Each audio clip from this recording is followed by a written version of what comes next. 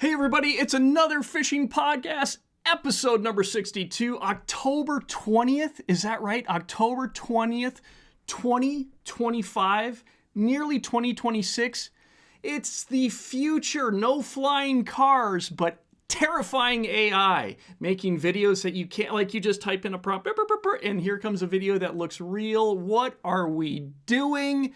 But that's something to discuss on another podcast. Let's get into what we're going to be talking about today. Been filming a lot of bass tournaments like crazy this summer into fall. Going to be talking about that. There's been a lot going on since we last talked together here. Celebrated the retirement of a bass fishing pioneer named Skeet Reese. Very cool. Going to be going into that. A device that will drastically improve your trolling motor's performance in weeds. This thing is amazing. You're going to want it on your trolling motor. What else are we going to talk about? I hosted a Wired to Fish segment. I mean, what an honor. I was so humbled, so much fun. Gonna be going into that too. It's been a really cool summer. But now it's fall. Like, how do we get to fall? Anyway, it's fall. Time's going by so fast. What else are we talking about? Berkley's got a new bait that is amazeballs. Does anybody even say that anymore? Probably not. I am very out of touch. I apologize. There is a kayak that's coming out with a jet engine. Yes, a jet engine. This thing has got some real potential and a personal watercraft that actually changes the game. I'm not kidding. And so much more is coming up. This isn't another fishing podcast. This is another fishing podcast. All right, so I filmed the Tackle Warehouse Invitational. We're just going to kind of go through everything that's happened since I last talked with you guys on the last podcast where it was just me talking. And just a lot of stuff going on this summer. Just want to go through a lot of cool stuff. Film the Tackle Warehouse Invitational on the St. Lawrence River. Worked with Bankshaw. What a heck of a fisherman. Ethan Green and Hayden Obar, all great guys. New York is just a beautiful, beautiful state. I cannot get over it. Everybody thinks like New York City, right? There's so much more than just New York City. New York City is like a wonder of the world, okay? I think people should go to New York City just because it's just amazing that human beings, built this.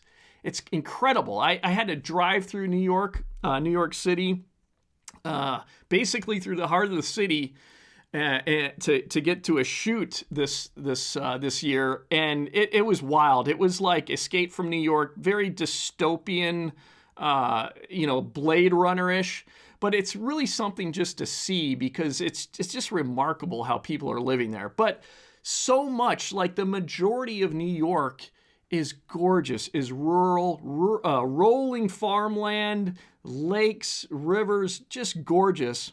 And the St. Lawrence River is one of those places in New York that's just incredible. And I feel very blessed to be able to have a job where I'm working environments like this. And so I just want to kind of go through some pictures of the sights and eventually some sounds too of New York on that shoot.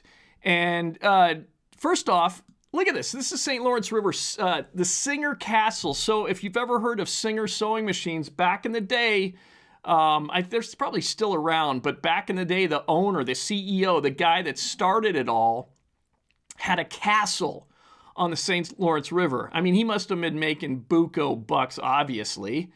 And he also had I believe this is also his boathouse. It's like a castle boathouse. Just like made of stone.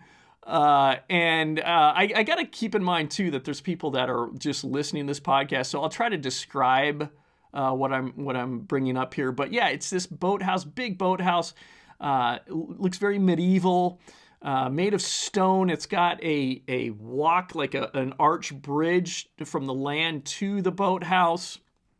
And these, what would you call them? These like... I can't even remember the name. But basically the roof is there's all these like, is it a steeple? Like steeples? Is that the right term? And it's made out of shake, like I think that's the right term, wood shingles. Yeah. So I'm such an idiot. I really apologize. I really don't know very much about construction, as you could tell. But yeah, just incredible, like just scenery everywhere on the St. Lawrence River. You've got islands everywhere with lighthouses. And here's another island with a beautiful little house on there, lighthouse. And it's just, I don't know, it's a really, really cool place. Let me show you some of these gigantic ships that you can see on the St. Lawrence. These are all just ocean-going ships. You know, a lot of times they'll have containers on there with just who knows what. It's just commerce, you know. Here's another big ship.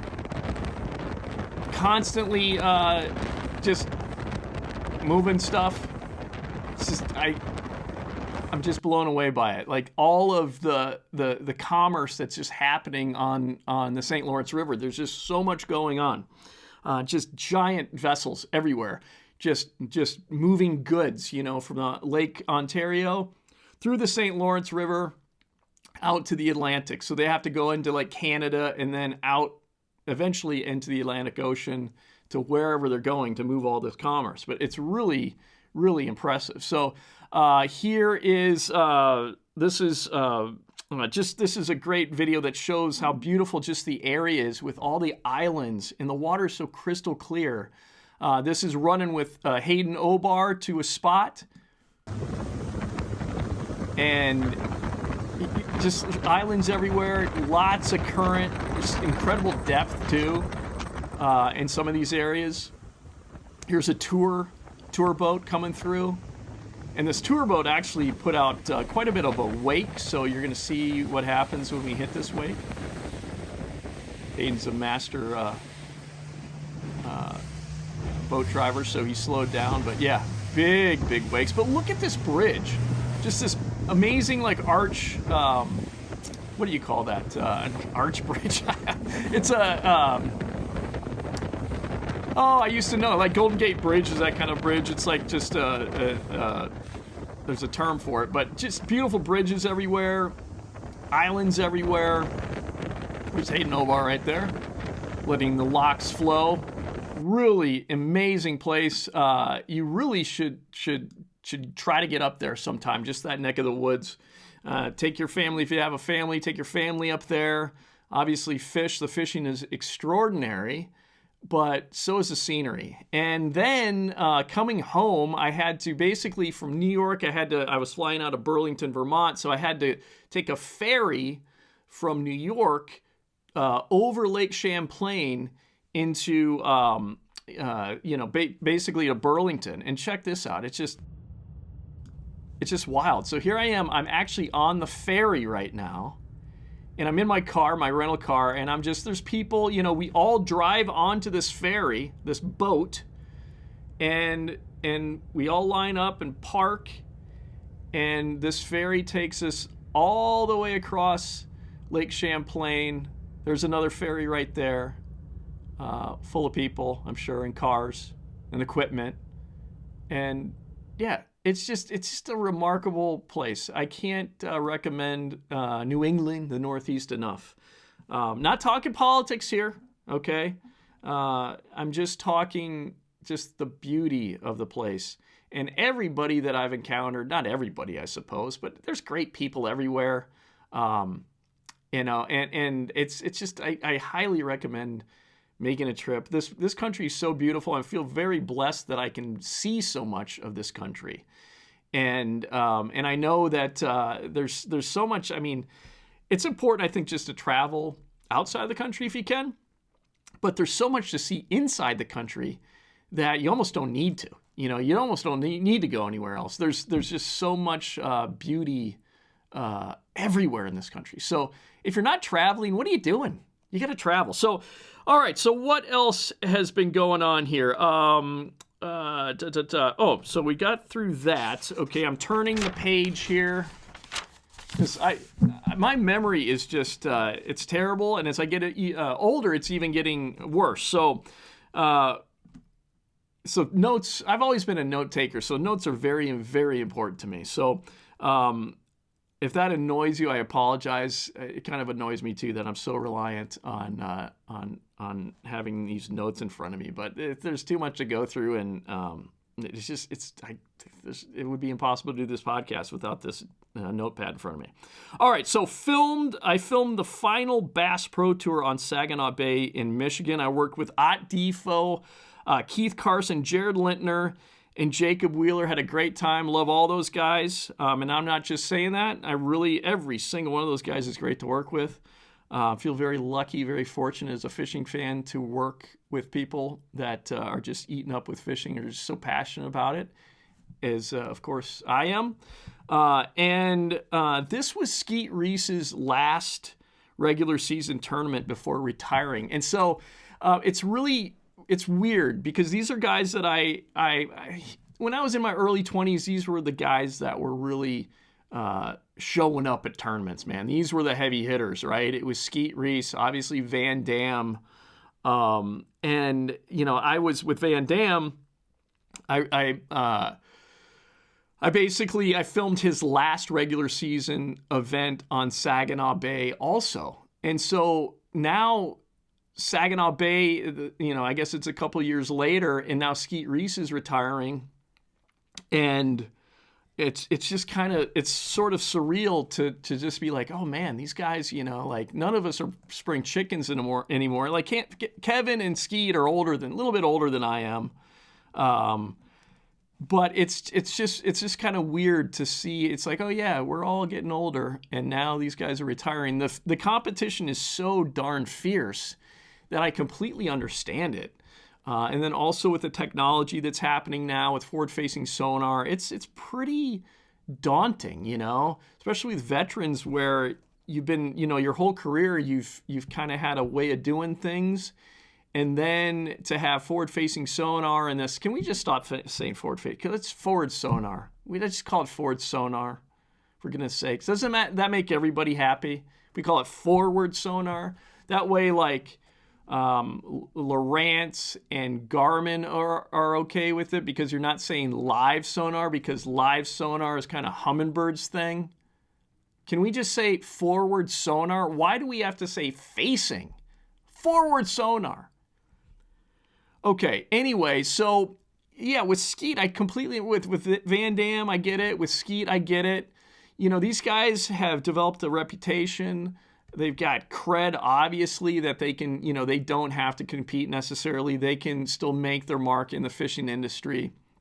So, but it was kind of, it was just kind of, in some ways, maybe sad is too strong of a word, but,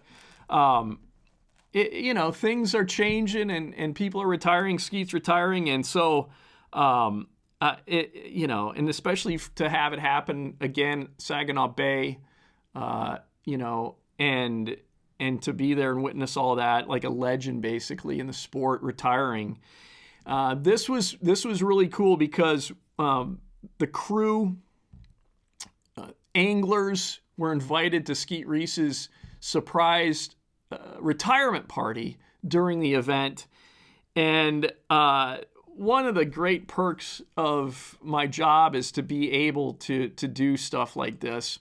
And here's my buddy and colleague, fellow cameraman, Tom Wayne, at Skeet Reese's retirement party. And it was like there's Van Dam, there's Skeet with his family, his wife and his daughters, Van Dam and his wife. Just if you're a fishing fan, there's just names everywhere, at this party. And Skeet is one of those guys too. It's important to say this because I think some people get this impression that Skeet Reese is was born with a silver spoon in his mouth. He's flashy and he's from California, and he drives. He actually has a driver drive his giant F650 super truck around the country to these tournaments. People get this impression that Skeet, was I think, born with a silver spoon in his mouth, and nothing can be further from the truth. Skeet did not come from money. Skeet's story is super important. I think more people need to know about it because he really didn't come from much. And he just, through sheer determination and willpower, and he's just got a real knack. He's a hell of a marketer. He's a great salesman. I think there's probably no one better at marketing than Skeet Reese that's ever been, honestly. Knows his value, knows his worth, and he didn't come from money. And I've heard this from multiple sources that he just made it happen with not he had supportive family, but it wasn't like they were rich. So anybody that's out there that's listening and wants to do this for a living, I am all about going after your dreams, man. Like if you need to go after your dreams, you need to have a dream. Like if you have a dream, go after it, man. Don't tell anybody that you can't do it. Skeet Reese is a perfect example of that. And he made it happen. And so that's one of the many reasons I really like Skeet. But I just don't think, they see his F650, this really big, boisterous yellow. He's yellow. He's very flashy. Everything's yellow with Skeet. You definitely see him coming. But Skeet's a very nice guy, and his work ethic and just what he's been able to do in the fishing industry, specifically the bass fishing industry, coming from not much, is super impressive. And I'd love to have him on this podcast. I'm trying to work to get him on this podcast, and I want to talk about all this stuff. So, really great guy. So, speaking of another great guy, this is John Ossing right here. John is another fellow cameraman and friend of mine. Love this guy.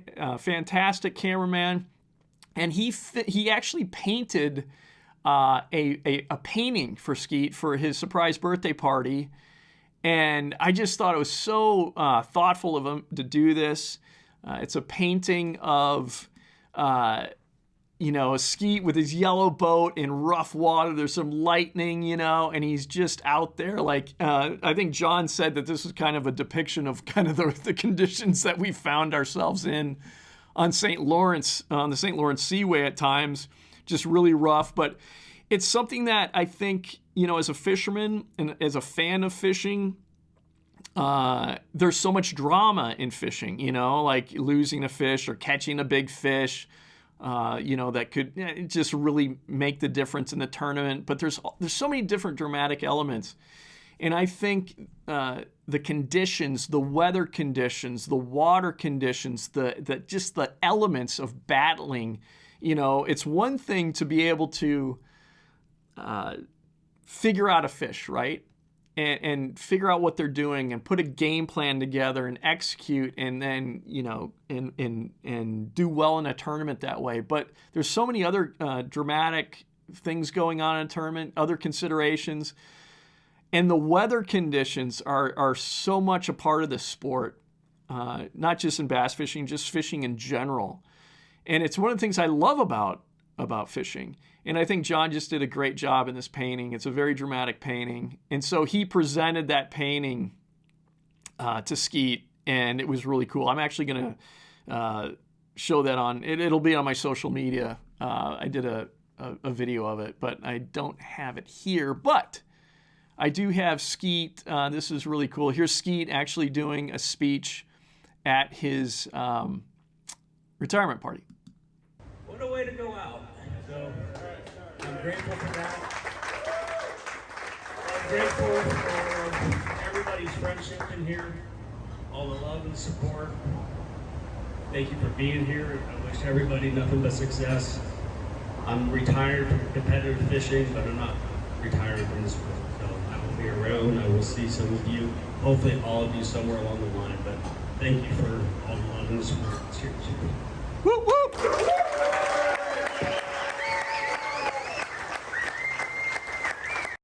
Yeah, so really cool to be a part of that. And like I've said a billion times on this podcast, I'm a fishing fan. I'm a fisherman first and foremost, but I'm also just a super fan of fishing. I feel really lucky to have a job where I'm around like-minded people that also have a passion for fishing. And so Skeet Reese is a perfect example of that. And it's just I don't take those moments for granted, to be able to be around people that I admire, that have had a dream, they've chased that dream, and they've made it happen. Those people are very impressive to me. Skeet Reese is in that category, and many of those fishermen that were at his retirement party are in that category. And so it's just something I'm gonna be 50 in like 2 months, okay? And as I'm approaching 50, it's not like I've not ever had an appreciation for life. I do have an appreciation for life. I think I've had that my entire life, but as you get older, it's even intensified more. So I just want to, I just want to, like, moments like that, I want to just hold on to them, appreciate them as much as possible. And I love this format where I can kind of just share with you too those experiences and just sharing is caring, right? Sharing is caring. I don't know what I'm talking about. Anyway, it was a great time.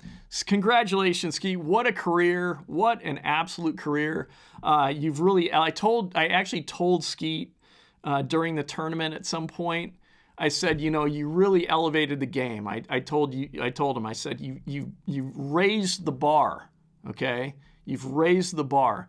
Kevin Van Dam raised the bar. Skeet Reese has raised the bar. Skeet Reese knew his value. Skeet Reese was making money, y'all. And I would say of all the anglers, he was probably making the most money just because he knew his value, and he knew marketing, and he knew sales. And honestly, I don't know that he ever went to college or anything. That just is like this inherent thing, just a talent that Skeet has. So he's staying, it's not like he's retired, from fishing, just competitive fishing. So he's starting his own, brand of fishing products. He'll be awesome. His wife is awesome. Just a great, great family. So I can't say enough about Skeet. I'm going to miss him. I'm going to miss him tremendously. He's a really fun guy. All right, so what are we doing now? We're talking about, another tournament, of course. Also, there's actually 2 more tournaments that I filmed that we're going to talk about. Filmed the Tackle Warehouse Invitational Championship on the Mississippi River at La Crosse, Wisconsin. And I love these tournaments that are like, near me, because I can drive. I don't need to worry about flying. I don't need to worry about airports. Airports are madhouses, right? So I just drove to this one, La Crosse, Wisconsin. It's a bass fishing playground. If you've never been to Wisconsin, or La Crosse, Wisconsin, the upper Mississippi River there, I guess that's pool 4, pool 5, 6, 7, a number of pools. But it's like, it's America's Amazon. It really is. There's so much to explore. You could spend a lifetime down there and you'd never see everything. Honestly, there's so much to explore down there. But so much fun doing that tournament. I work with Mitchell Robinson, Jimmy Washam, Jacob Walker, and Andrew Nordby. And again, I'm not just saying this, man. Great guys. I'm not going to tell you if there's anybody that I don't like working with, though. I'm never going to say that. I would never say it. There's enough negative in the world. When I was younger, I was, I guess, more negative. I may have considered pulling crap like that. But as I've matured, I what is the point of just like dropping negativity in the world? Have you noticed the news lately? Do you think there needs to be any more negativity out there? Like, this is a fishing podcast. There's some times where I'll be I'm going to call it like I see it. But let's try to be positive, for goodness gracious. AI is going to eat us all. Wait a minute, I'm being negative. Sorry. No, AI is fine. It's going to help humanity immensely. There's no concern at all. Anyway, back to being positive. Yeah, so I'm, all the guys I work with, and if there is, like I said, if there is anybody that isn't a pleasure to work with, I'm just not going to mention them, honestly. But I had a great time during this tournament. Jacob Walker, I got to tell you this. So Jacob Walker told me about this ninja blade, okay, that you put on your trolling motor, like I guess it's the lower unit. It's the Motorhead. The Motorhead. Remember that band? So basically it connects. Oh, let me just show you this picture here so you can get a better idea what the heck I'm talking about here. So this connects. It's right on the trolling motor. Let's call it the lower unit. Okay, I don't know what else to call it. Right by the prop. Okay, but on the body of the lower unit, but not on the prop, but near the prop where it spins, it's a blade. It's like a razor blade. And this thing, it cuts weeds. And Jacob Walker highly recommended I install this thing because it cuts through grass. He said like crazy. It's just like you can go through everything with this thing. And so I'm like, I got to share this on the podcast. So it's called the Ninja Grass Blade 2.0, made in the USA. The Ninja Grass Blade is a small aluminum attachment on your trolling motor that has a cutting surface. Every time the trolling motor prop picks up any grass, it will run the grass across the cutting surface and chop it into small shreds to make sure your prop keeps spinning, even in the thickest, it says thicket, they meant thickest, even in the thickest grass. Ninja Grass Blade 2.0 has a little bit larger cutting surface than the 1.0. 2.0 fits most popular trolling motors except, this is important, the Lowrance Ghost. It is $39.99, also known as $40. And you can pick that up. You can pick up the Ninja Grass Blade 2.0 at precisionsonar.com. You're going to want to get it. Super impressive. Again, Jacob Walker could not recommend this highly enough. He was like, just out of nowhere, he's like, you got to check this thing out.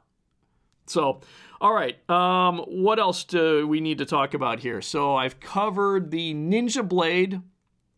We are going to go to, right now we're going to, okay, so I don't know if you've heard, but the team series, the Major League Fishing team series is being, it's highly regarded, and I can understand why, because it's really fun to see two professional anglers have to work together, and then they are verbalizing like, okay, their game plans and their thought processes and, with each other. And so if you've not heard of this, so basically Major League Fishing has a tournament series. I think they started this particular variation of it last year, if I'm not mistaken. And so it's two anglers teamed up together, just like how you'd fish a buddy tournament. If you've ever fished a buddy tournament in your life, it's the same thing. It's a buddy tournament, but it's pro anglers fishing together. So sometimes they butt heads, which can be fun to watch. There's a lot of stuff that's fun to watch about it that you don't get from a regular tournament. So sometimes these guys butt heads. They have disagreements on what to do. So that could be a lot of fun, just seeing that. They're also strategizing and they're verbalizing. So you hear their thought processes, right?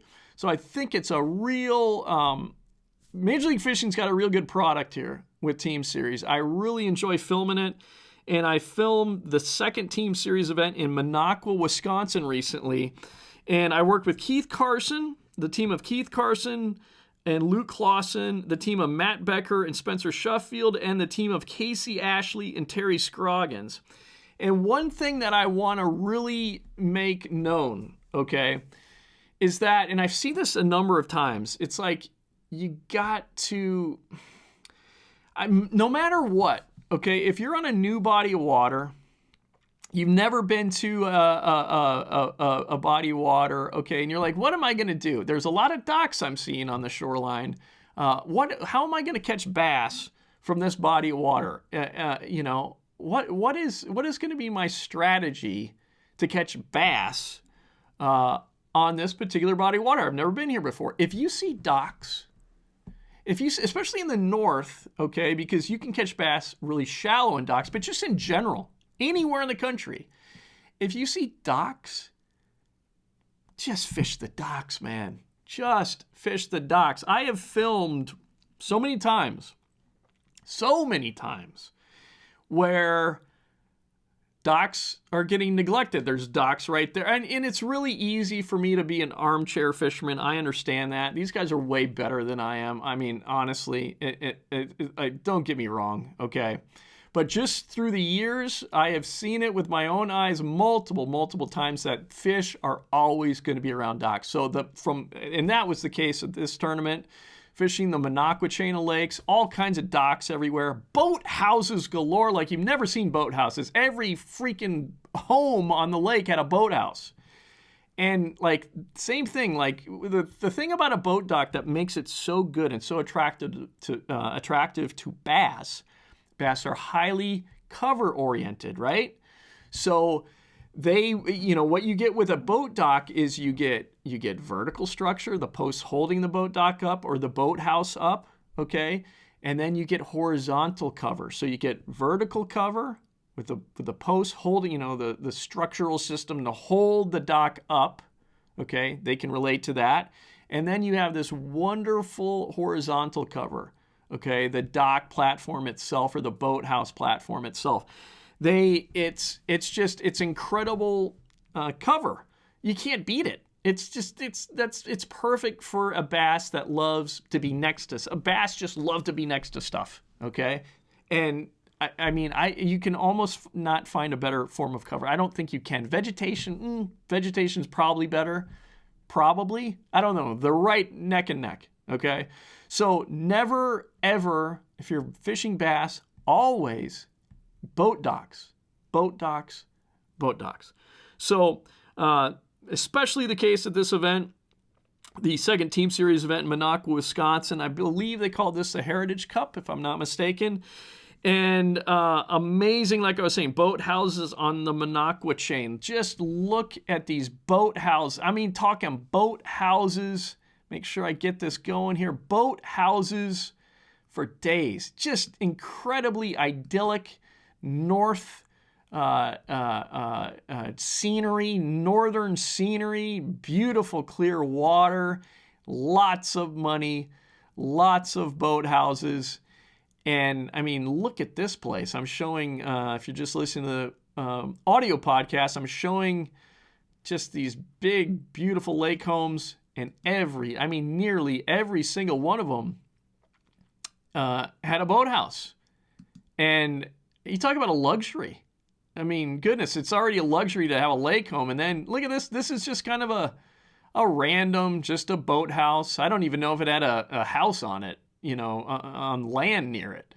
Absolutely incredible. And here's, this is Keith Carson and Luke Clausen here fishing a couple of boathouses. And just what's kind of amazing to me, so this is northern Wisconsin. I didn't quite understand what was going on here. And someone needs to help me out here and put in the comments, like, how can they have, like, these lakes freeze solid in the winter, okay? And there were all kinds of wooden docks and wooden boathouses on this lake, or these chain of lakes. And up north, you usually have like roll-in docks, because what happens is, like with wood, like wooden docks, up north, the lakes freeze so solid, and then I think that can like really harm wooden docks, just that, happening, like 2 feet of ice. But then when the lake breaks up in the spring, that ice, you have ice out, that, with wind and everything, that can really damage docks. And so most times, I live on a little lake here. We have a roll-in dock. We put the dock in, we roll the dock in the spring and we roll it out in the fall, because we don't want the dock to be damaged from the ice. So, but that isn't happening on this Minocqua chain of lakes.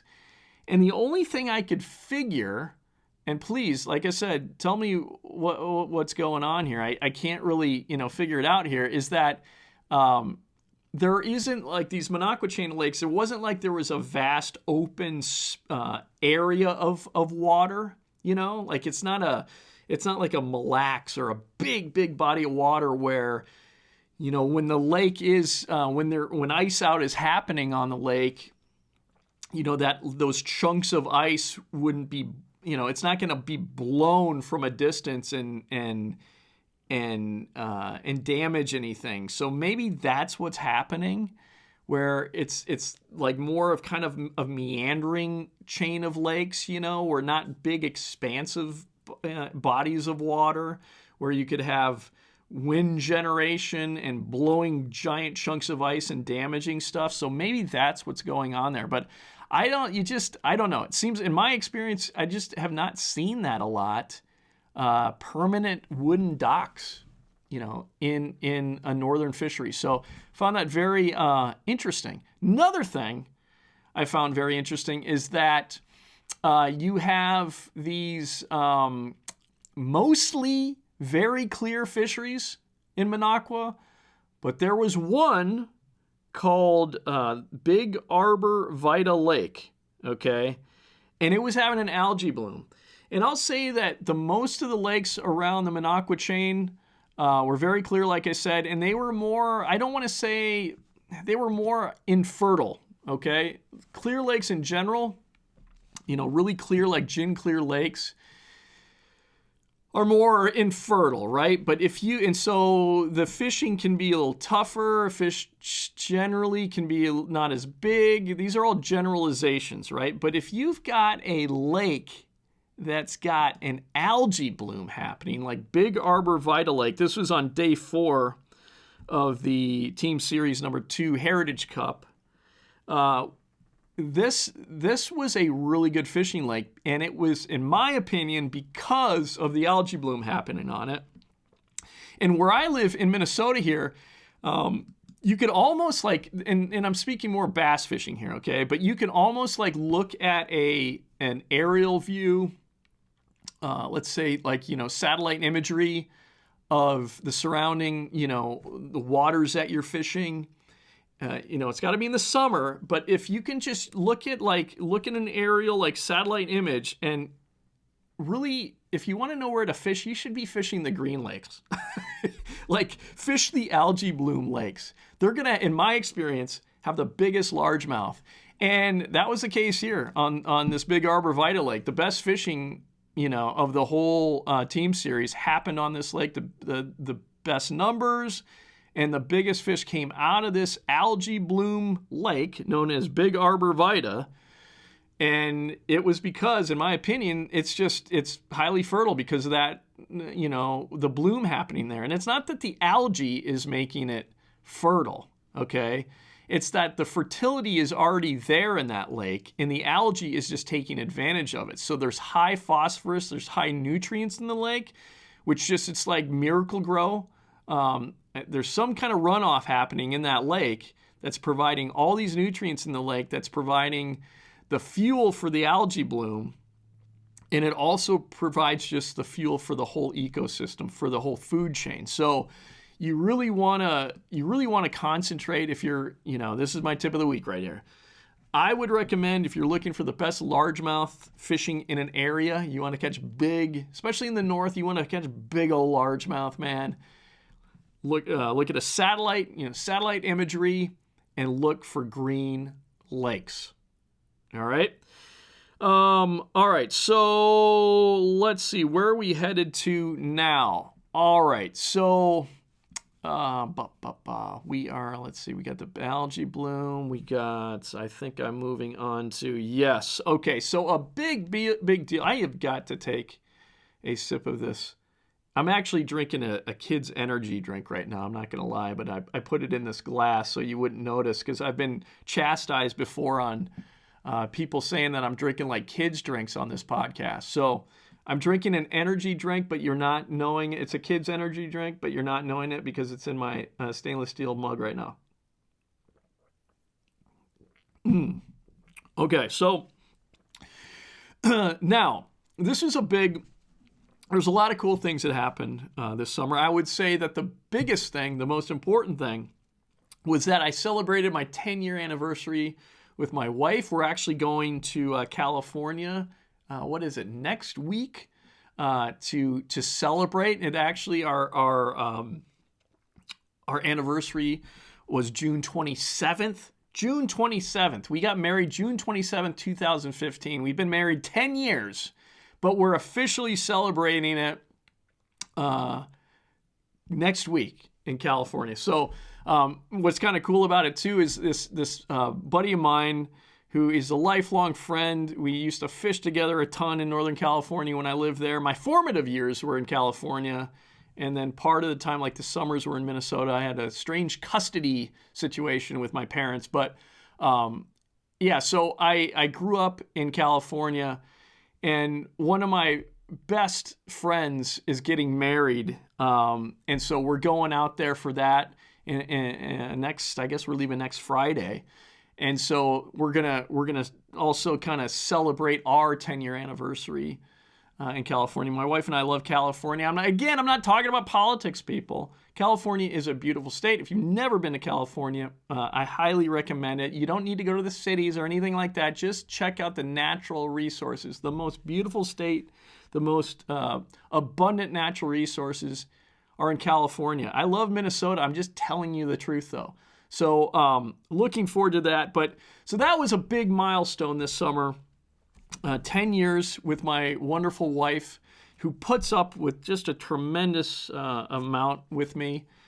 Just me and the social media stuff that I've been just, my hobby, and I'm trying to make it. I've had interest in making it more of a hobby, but it's really hard to do this on a regular basis, especially when you have a real job.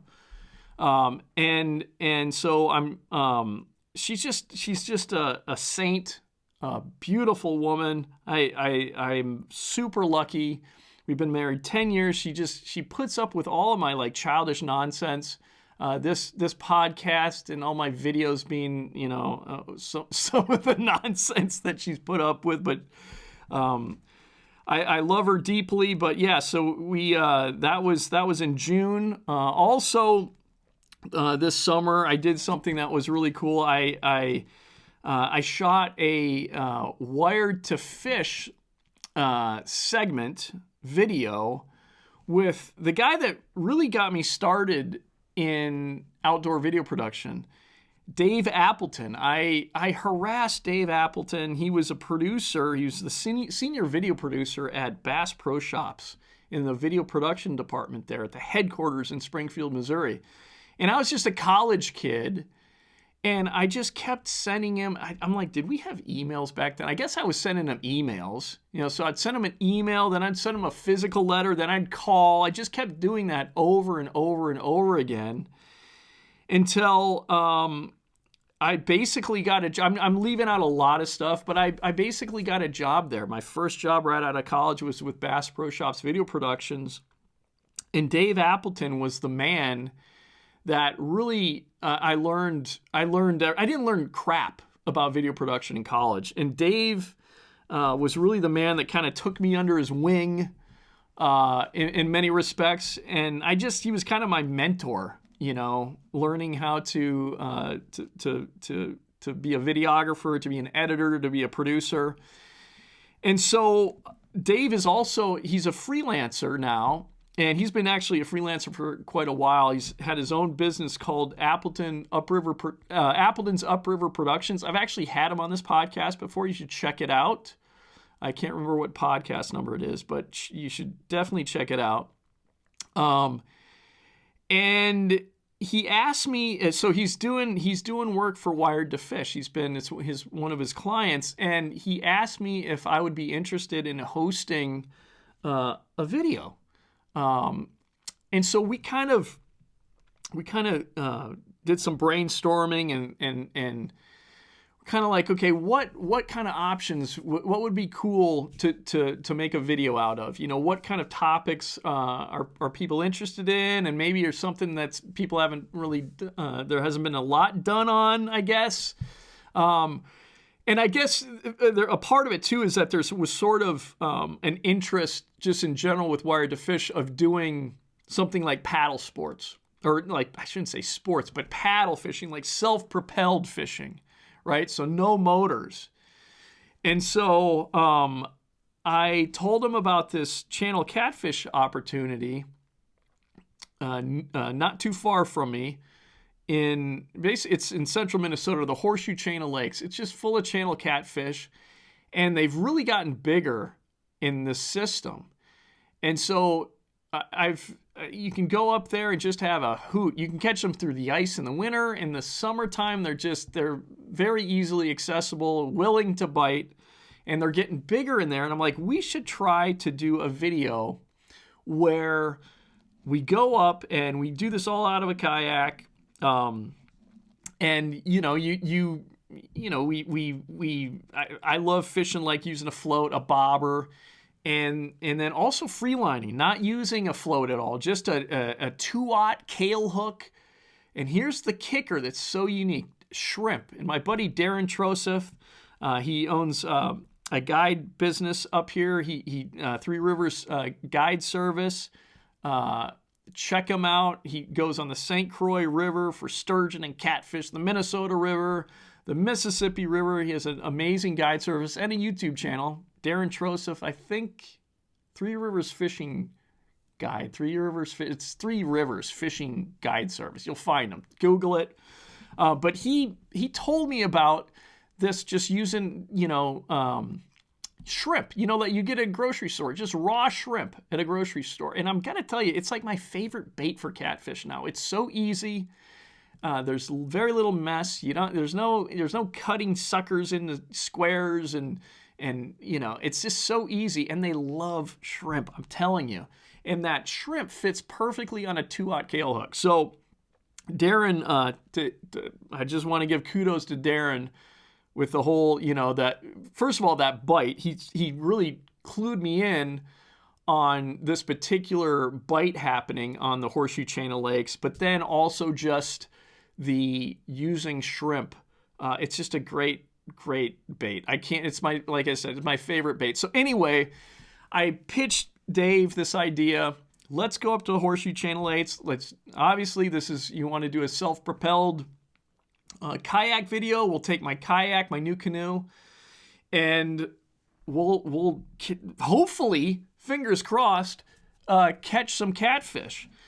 And I gotta tell you, so I've been on the side of, behind the camera so many times, in filming fishing videos, and I've kind of taken it for granted the amount of stress that actually the fisherman that's got to deliver has got to actually catch fish. The fish has got to cooperate, but the angler has got to catch the fish to actually make a show. And Dave came all the way up from Missouri, a 10-hour drive, and I'm like, I think these fish are going to be... I hadn't had a chance to, pre-fish for this video or anything, but they've always basically been... yes, they've always been at this place of the Horseshoe Chain, okay? But I hadn't been there in a while. And I was just like nervous. I'm like, please catfish, please behave, please be there, And my great friend, that lives near me here, Wayne Nelson, he helped out. It just, everything worked out. We got to the Horseshoe Chain. I was using my boat. Dave was filming out of my boat. And my buddy Wayne was helping him with my boat, controlling the boat so Dave could get the right shots and everything.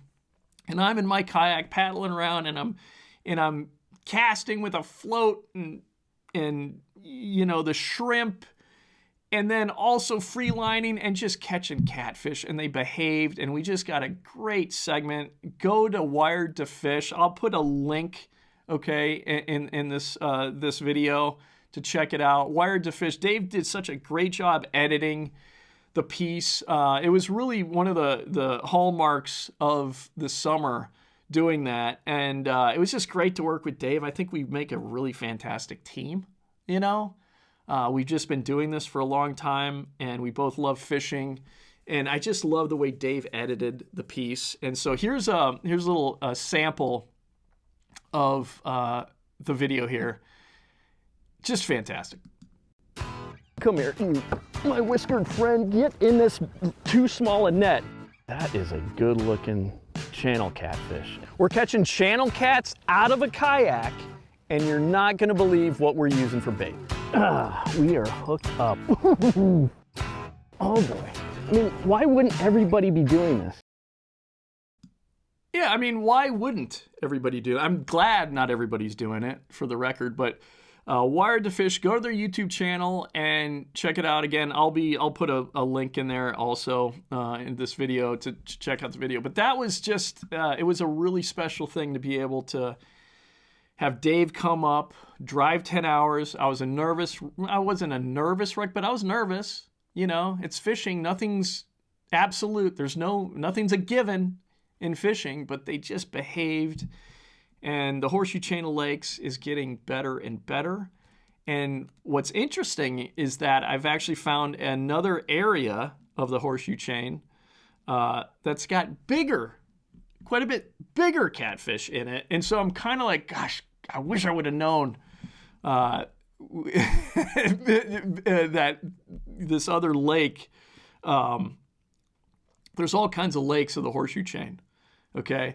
And there's another part of the Horseshoe Chain that has got bigger ones in it. And I wish I would have realized that, and we would have gone to that one for the video. But that being said, it still was a great piece, and Dave did a great job. And I want to thank Dave very, very much for asking me to do it. I hope we do something like that again soon. It was a blast. So, okay, what else do we need to be talking about here? Let me turn the page. Where are the fish at? Okay, yeah.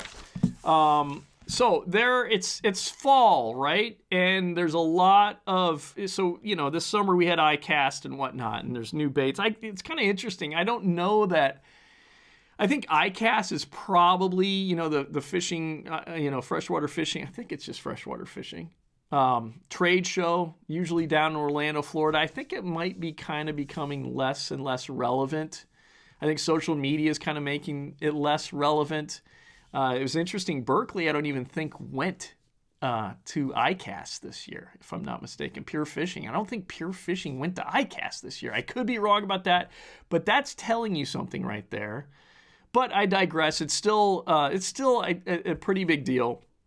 But usually iCast is when you learn about all the new stuff coming down the pike. Summer is when these tackle manufacturers really start, you know, kind of teasing, I'd say midsummer, teasing what's coming down the pike in fall. So there are some really cool baits coming out. And I love Berkley very, very much.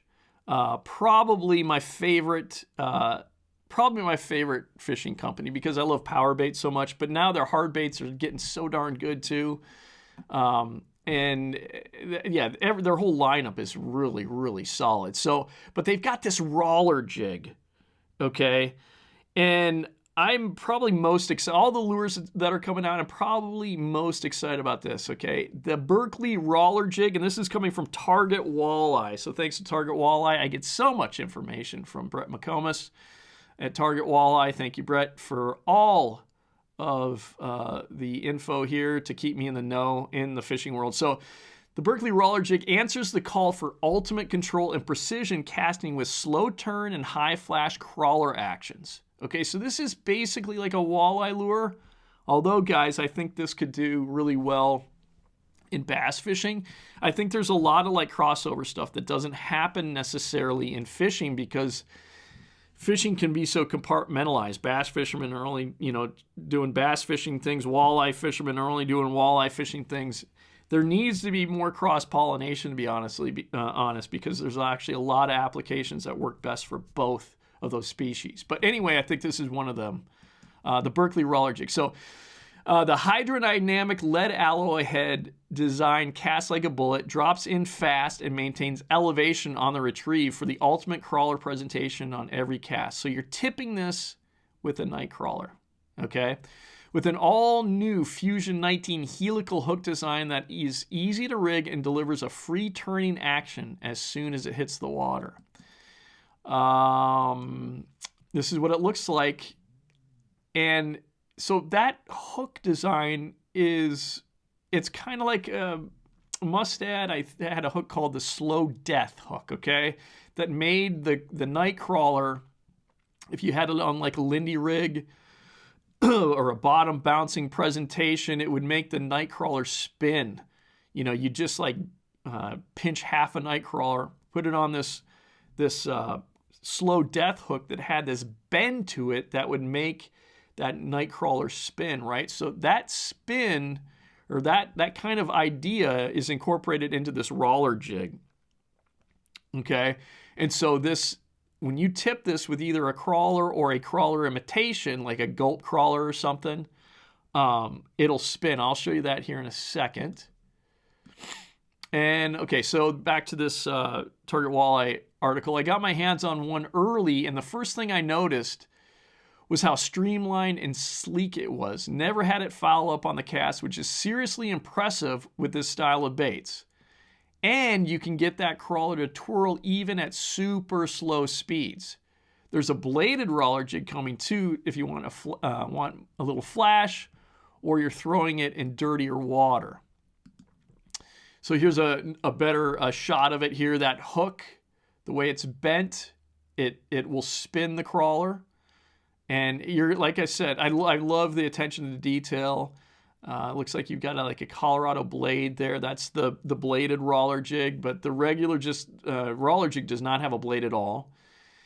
And that head design looks great. Great looking eyes, great attention to detail here.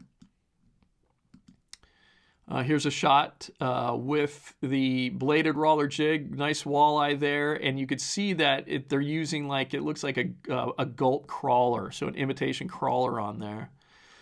And so here's really where, you know, you're going to see why I think this thing is so impressive. And I think this is going to be a real, this has so many applications. You can use it for forward sonar. Notice I didn't say facing. You can see it for forward sonar, you know, use it for forward sonar. You could use it for, like, see this is in the river being great. Mississippi River, where I fish a lot. You know, just basically dropping to the bottom and raising it up 6 inches and just like letting the current make that thing twirl. Look at this video. Look at this action. I mean, come on. And I believe this isn't even the bladed one. This is the bladed one. So that first one was the bladed, non-bladed. This is the bladed version. What's important to look at is the action of the crawler. Look at how great that looks. Get out of town here. Seriously, that bait is amazing looking. We got to watch this again because I can't.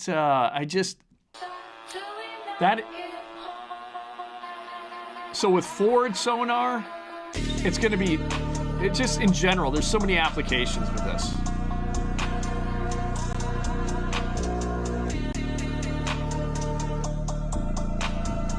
It's that twirling action. I just love this. So basically, you're having it's what I love about this lure is the slow death presentation in walleyes. When it first came out, it was such a secret for the longest time to have that twirling crawler, that half crawler just twirling on the back of like a bottom bouncer or something.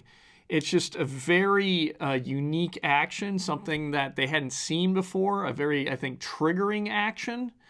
And so now to have that action where you don't have to worry about a leader, right? Like a bottom bouncer, like a Lindy rig or something, you don't need to have that. I think that was typically used on like a bottom bouncing rig, if I'm not mistaken, that slow death. That curve of that hook is what it was, like an Aberdeen hook that had a real bend in it that made that crawler twirl. Now to have that in like a jig, okay, where you can use it for forward sonar, or you could use it for any kind of jigging application, but to have that like slow death action in a jig is a big, big deal. So I think Berkley, of all the lures that are coming out, I think this one's the most exciting because that's such a unique action. I think it has not only obviously applications in the bass fishing world or in the walleye world, but it should in the bass fishing world as well. There's not enough like cross-pollination, okay, in bass fishing and walleye fishing. There's a lot of techniques that they work well in both for both species, and this is going to be one of them. I think, it's marketed to walleye guys, but it's like this should be great for bass fishing too. So super excited about that bait. Kudos to Berkley. I got to get my hands on that thing. All right, what else is like happening in the world of fishing? So this is pretty cool. Now this was unveiled during ICAST. I'm pretty sure this is the first time that this Flux Jet. This is a jet-powered kayak. Check this out. Hey guys, I'm here at ICAST 2025 with Jason Woods with Flux Jet, and I asked him to walk us through the first ever electric jet kayak. And so let's start with the motor. We're all pretty excited about it.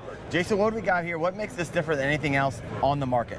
Super excited to finally be able to show people what's behind the curtain here. This is basically 10 years worth of R&D all coming together, and we're gonna launch it right now in the kayak, and we're super excited to show you. People are going to associate this with a jet ski, but so yeah, I'm going to kind of pause and as this video goes along, but want to say thank you to Wendell Fishing's YouTube channel. This is where we're getting this. Okay, so check out Wendell Fishing. This is where this comes from. He did this video of the Flux Jet. This is the best video I've seen of it that really goes in depth with what this kayak's all about. So it is a jet drive system, has a great system. The first thing that I was concerned about is with jet systems, they can suck in vegetation, right? And in kayak fishing, you're gonna be putting your kayak in a lot of situations that, where there's gonna be vegetation. So they're gonna address that, but just look at how well designed this thing is. it's actually nothing like a jet ski. So what we have here is our weedless intake system on the outside. So a lot of design time went into making sure that this thing will filter off any junk and debris in the water. And then once you pull the grate off, you see the magic piece. This is the Flux Jet drive. So it is a fully integrated electric jet drive system. So basically what we've done is, this is essentially, the best analogy I can give you is a hub motor for an e-bike. This is the hub motor jet drive. So what we've done is actually wrap the motor around the outside of our impeller. There's only one moving part, so you can see the motor's wrapped right around the impeller. Makes it super quiet, makes it ridiculously efficient, super easy to build, super easy to service, and then this guy just drops straight into a pocket on the bottom of the boat, and it's all protected inside the kayak. The cool thing is our wires pass through this little scupper plug into the boat, and then our steering shaft comes into your nozzle there to steer the boat, and it's all just drop in. So this thing is totally serviceable. 4 screws, bolt that thing in, you're good to go. So if there is an issue, you don't have to you just pull this out and send it to you guys. That is it. That's it. I mean, and really, it's only 4 bolts and you can disassemble this whole thing. Right. We use ceramic bearings in it. This thing is designed to run basically indefinitely, and I only do saltwater stuff personally, so this thing is designed to live underwater. Yeah. This one's 3D printed, so if you guys are getting it, but you guys are getting the oh yeah. So this is the demonstrator just to be able to show you what it is, but this actually, even 3D printed, this drive can actually handle up to 5 kilowatts. All right. Self-contained. So that guy drops back in, throw our rod intake back on, and then our cover plate, drop that guy on, you're ready to go. Like it. So if you want to see what that looks like in the boat, you can see back here that same cover plate. Now it's flipped around the other way, steering nozzle, and the drive's just sitting up there in the pocket. So then up top, we've got your traditional turntable that would normally steer your rudder, is now controlling our nozzle. So we don't need to have any skeg or any rudder hanging off the back of the boat. So everything's flush and clean. Now, so my first question is basically how fast is this thing going to go? Jets are great. Okay. A kayak, just in general, you're going to be able to take it in very shallow water. My kayak, I have a Minn Kota Traxxas just mounted to the transom, just a typical transom trolling motor, Minn Kota Traxxas trolling motor, and I tilt that thing up so I can go in super shallow water. Now, I mean, honestly, the thing is, I am still hitting things, even with it, tilted up. So this is probably a better design. But the big question is it going to be sucking up stuff?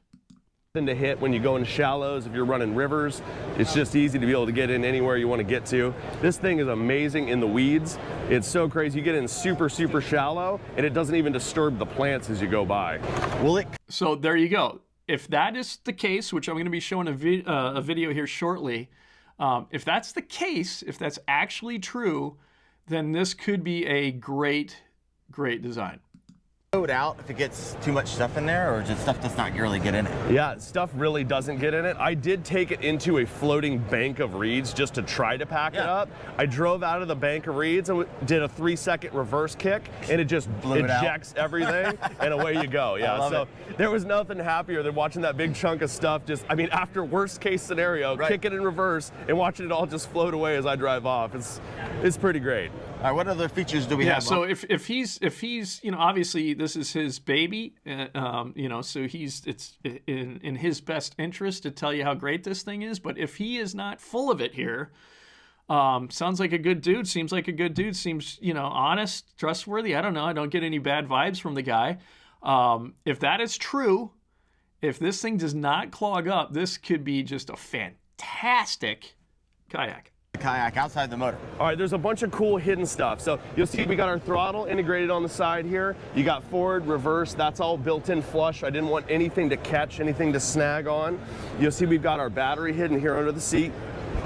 Yeah, move the award out of the way. Yeah, sorry, I gotta move my awards out of the way real quick. So real simple, we got it up to group 31 battery. This thing can run anywhere between 12 and 60 volts. So you can drop any battery you have in there, and what it'll do is it will scale power based on what voltage you feed it. So if you drop a 12 volt trolling motor battery in here, you're basically gonna get trolling motor speed. It's gonna be 3 miles an hour, something like that. Once you get to 36 volts or higher, you're gonna get that 5, 6, 7 miles an hour out of it, depending on how much weight you've got in the boat.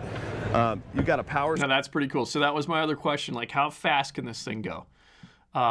You know, I would say that for this thing to be, you know, I would want this thing to be fast. It's got a jet on it. I would want this thing to be fast, and I'd want it to be also able to just hold in current. Like when I'm fishing out of my kayak with my trolling motor, you know, I'm back there. I'm constantly making adjustments to make sure, you know, I'm holding in the current. A lot of times the way that my kayak tracks, I can steer just the right way, and that thing's just tracking perfectly. And sometimes I can just lay off, you know, hands off the trolling motor and just be making casts.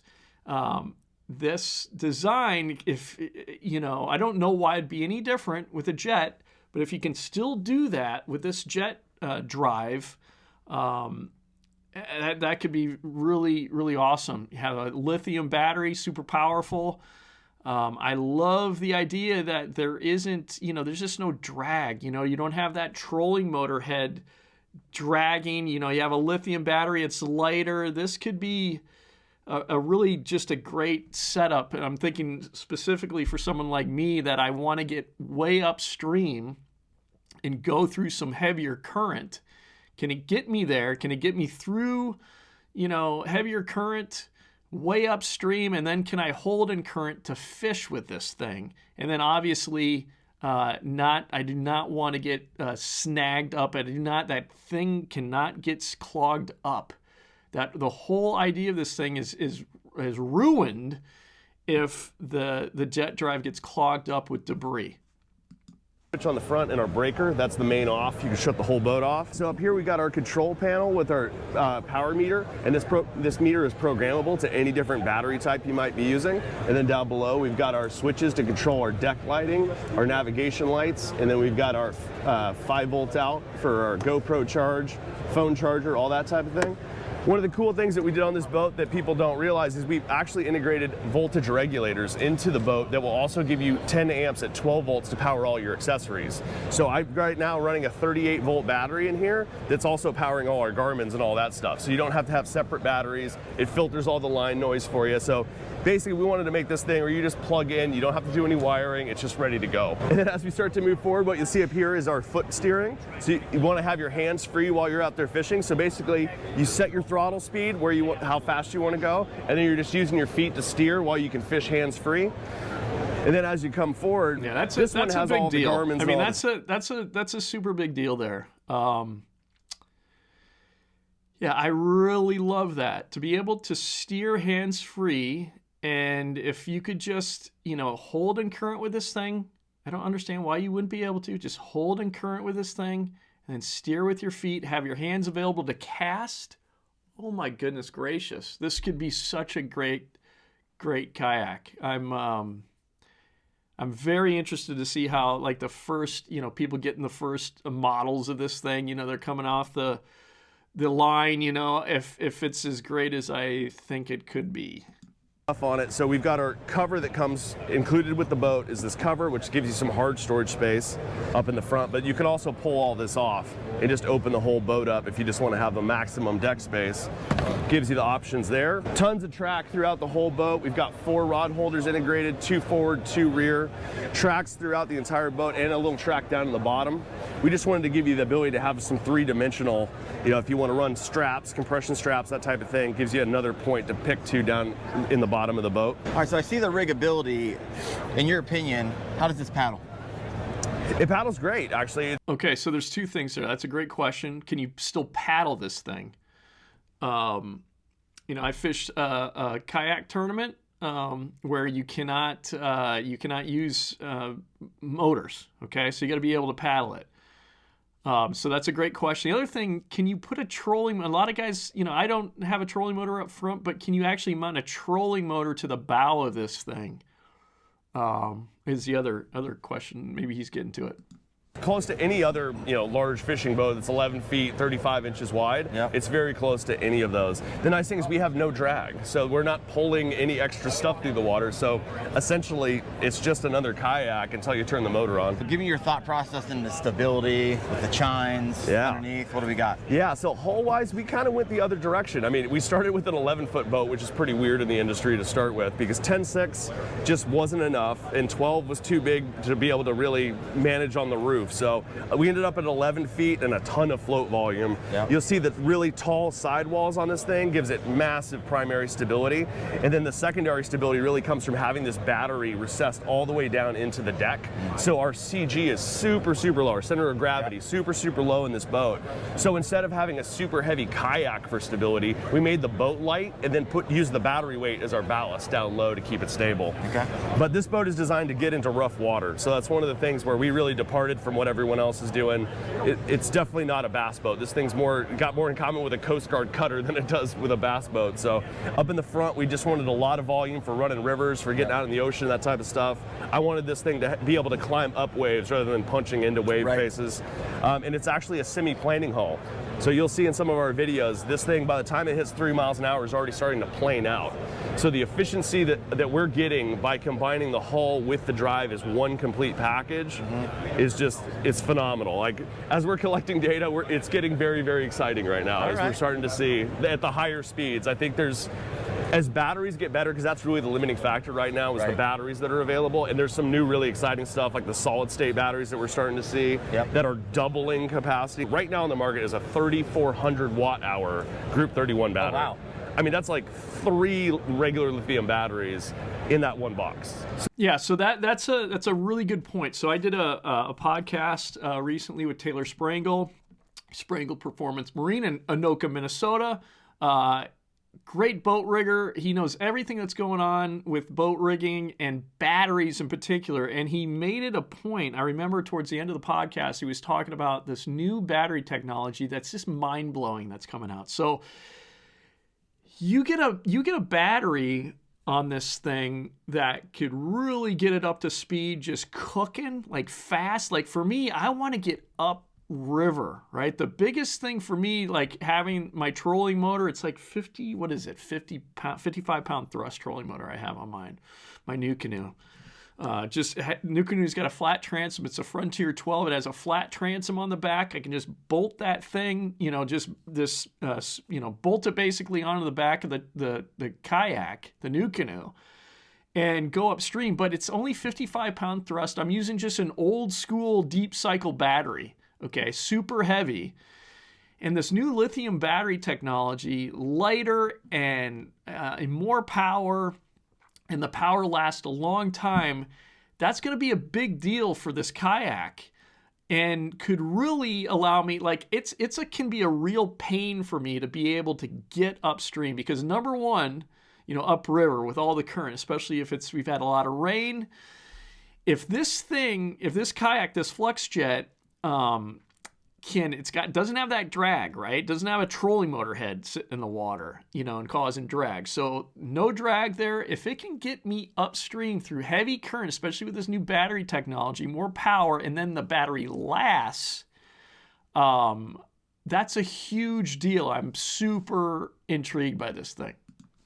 Give you runtime, full power. The higher voltage you go, the more efficient it is. This thing is basically going to give you take anything that's on the market right now, it's going to be 20% better than that across the board generally. Yeah. So it just depends. I mean, really when you start to get to that high speed is really where we're going to win, because we start to gain efficiency in this hull as you start to get to those higher speeds. So it just really depends, but you're definitely going to get, you know, you're going to come back after a full day fishing with 3/4 of a charge type of situation. Right. So we're targeting multiple days without recharging. Is our goal on this thing. So weight capacity, what's it rated for? And how do you determine your rating? Because that's not really standardized across the industry. Yeah, and the kayak industry is kind of weird because they have like usable weight and it's all kind of murky. You can put 400 pounds in the boat. So if I can make it simple, the boat as it sits right now will work just fine with 400 pounds in it. It probably could hold more than that, but at this point, 400 pounds I would say is a good working limit. Jake, as you were filming us, I was looking at things. This is doing 360s.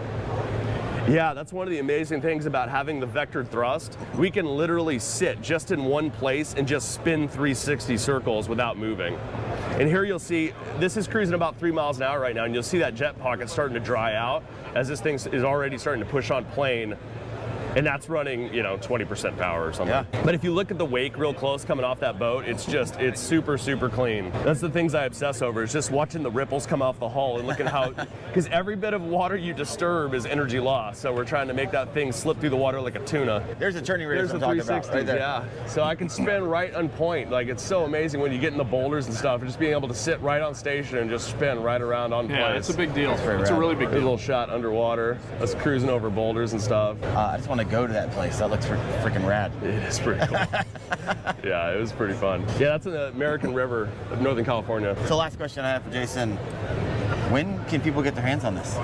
We're going to start rolling these out to start getting feedback in the next month or so, and then the main roll will be Q1 26. Q1 2026. Quarter. Oh man. One. So hopefully I'll be able to get out to Sacramento, try this out for myself. Oh, 100%. Yeah, we got to make it happen. Okay. All right, I lied. One more question. How much does it cost?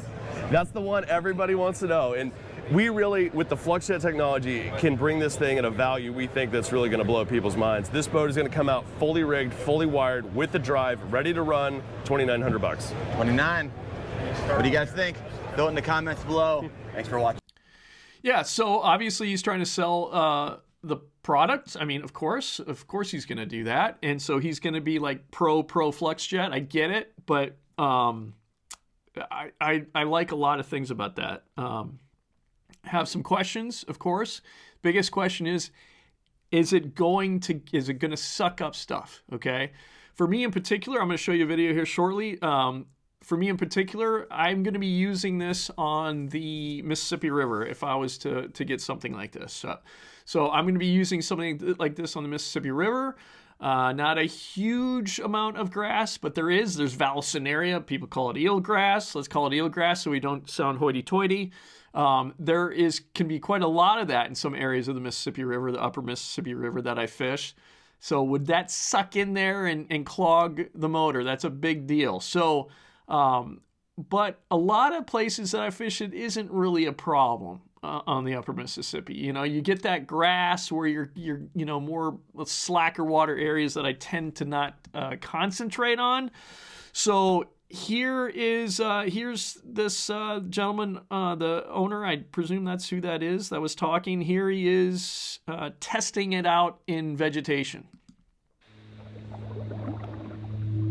All right, everybody. Wanted to give you a quick overview and kind of a walkthrough of our first time taking this boat out in weeds. Obviously, we've been working a long time on this intake grate system and being able to make sure that we weren't going to ingest a bunch of junk the first time you take this out into some weeded areas. And here you're going to be able to see the underside of the boat. But one of the tough things is that the GoPro is catching so much weeds as it goes by, it's kind of hard to film.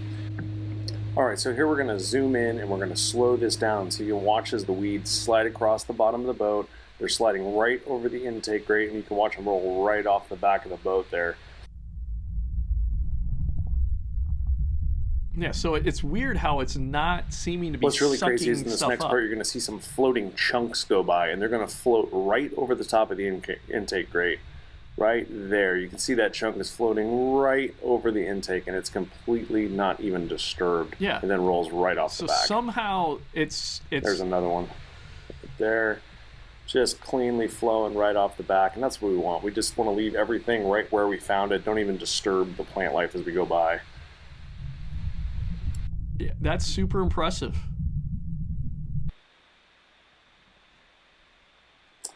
And here's another quick shot just from your perspective in the boat, kind of the weeds that we're in. I mean, it's probably 6 inches or so of water. And you can see the plants rolling off the back of the boat, not even disturbed. And there are fish everywhere in this back little pond I was in, just tucked away everywhere. And they didn't even notice us floating by in this thing. So this was obviously just the first test, but I think it's really off to a great start. Yeah, so I'm impressed by it. I am so that's from FluxJet Kayak's YouTube channel. You can check out more videos on there. I'm sure there's even more on there now since when I last checked. But yeah, there's a lot of the more I watch those videos, the more I'm getting impressed by that. Could be the next boat I get for river fishing. I got a little river next to me, and then I've got the Upper Mississippi River not far from me, and it's perfect like kayak stuff. Water for kayaks. So that if you can, like I said, if it's not sucking up stuff, and you're constantly having to clear the impeller and all that nonsense, and you can hold also. So you can also hold in current. And then also, I guess, the consideration is if he's telling the truth with this, and I don't suspect that he's lying, if that battery holds up, that FluxJet is a very, very intriguing option, I think, for just in general for kayak anglers, but particularly for river kayak anglers. All right, so now this is the last mind-blowing product that I've just been kind of at a loss. Okay, so this goes, we're talking jets, right? And jet drives are incredible. I think jet drives, just obviously for rivers, are a big deal. If you like jet boats are you don't want to, if you're talking like high speeds in that kayak, the FluxJet, even lower speeds, it's still awesome to not have a motor sitting down and getting, hitting rocks and things like that. So at higher speeds, it's even, more important. You don't want to be hitting things, when you're going shallow water, going far distances, it can be a really bad thing. So I've thought in many respects, just in general, like there's been like a jet ski, that kind of platform, has a lot of potential applications for fishing, okay? And I know that there's been some offerings that have had, like, I can't remember what manufacturer it is, but they've come out with like a fishing jet ski in the last couple of years. Had some problems with it, in my opinion, but look at what is coming out from Yamaha. This is called, look at this thing. It's called a CrossWave, okay? And this thing it's coming out in spring of 2026, and it is, I would say, marketed heavily towards anglers. And this is a fishing jet ski, what would you call it? A personal watercraft? Let's call it a personal watercraft, because I believe a jet ski is a brand name, okay? This Yamaha CrossWave is really the first, in my opinion, personal watercraft that really has fishing applications, real serious fishing applications. So here we go. This comes right off their website, so it's going to sound a little bit like I'm selling something here, but I think this thing's super impressive. Unprecedented size, versatility, and range. The all-new CrossWave redefines what's possible in a personal watercraft, delivering unmatched storage, walk-around deck access, and the largest fuel capacity in its class. Built for lifestyle, distance, and total freedom, it's not just a new model. It's a new category, and I love. First of all, like Yamaha is just amazing in general. Like, there's not another like company out there more diverse than Yamaha. Like the Japanese are incredible. Like so many of like the brands and products that the Japanese offer are just second to none. And like Yamaha as a company is one of them that's just like one of these brands, one of these companies that's just mind-blowing. Everything that Yamaha makes, so diversified. They make pianos, drums, outboard motors. They used to make stereo receivers. Maybe they still do. Everything in their whole line is top of the line and well respected, right? And so this personal watercraft is no different. And so this CrossWave, I'm just going to show you some pictures here. This is like looking down at the back of the CrossWave. Lots of it's like decking. The whole thing is deck, you know, and it's using that material. God, I can't remember that kind of soft like decking material. Can't remember the name of it, but the integrated T-rack system, strategically placed tracks let you customize your setup with ease, mounting accessories exactly where you need them for fishing, lounging, or exploring. Super awesome. I love this. This is a highly customizable personal watercraft to make this exactly how you want for fishing. Look at that. It's got a dash, you know, a really cool dash. You can have a fish finder on the dash. You got your speed there. So the horizontal helm for dual displays. The CrossWave's wide horizontal helm features dual 7-inch displays. Yamaha's Connect system and Simrad Marine Electronics, delivering an intuitive command center with full control, navigation, and entertainment at your fingertips, rather. I love it. Then the back there looks like there's access to the motor. So if, say, you get some stuff clogged back there, you can unclog it. This is called the first ever clean out port. The CrossWave is the first personal watercraft to feature an integrated clean out port, allowing you to clear debris from the pump without getting in the water. Stay dry, stay in control, and get back to the fun faster. I like it. Here's kind of a side shot of the seating. Looks very comfortable. Versatile 4-passenger split seating. The CrossWave's innovative split seat design accommodates up to 4 passengers with removable 3rd and 4th seats that unlock additional deck space when desired. Configure for company or clear the deck for gear, movement, or your perfect setup. So it's a very customizable personal watercraft. So this is the bow. So you have bow storage there. You can walk around, along the bow, it would appear, which is like huge for fishing. You could put a trolling motor there, which you would need a trolling. Okay, so there's this is at the bow, a dedicated anchor locker. The CrossWave is the first personal watercraft to feature a dedicated anchor locker, providing secure, convenient storage for your anchor without sacrificing deck space. I like it. So here's just an overall shot looking, there's an angler. You can see this is a big personal watercraft, okay? And it's got a lot of room. The angler it looks like he's actually removed the seating, which is awesome that you can do that. So he's just left it so he's got seating just for him when he's driving, and then he's put a cooler right behind it, which could probably act as a live well. He's sitting on it right here, but he's got there's rod holders he's got there. Looks like there's also a setup. You could put a shallow water anchor on there. There's a bait well. He's got a trolling motor at the bow. It is, this thing is so awesome. it's good. It's a perfect, like, personal little fishing boat. I love this thing. I absolutely love it.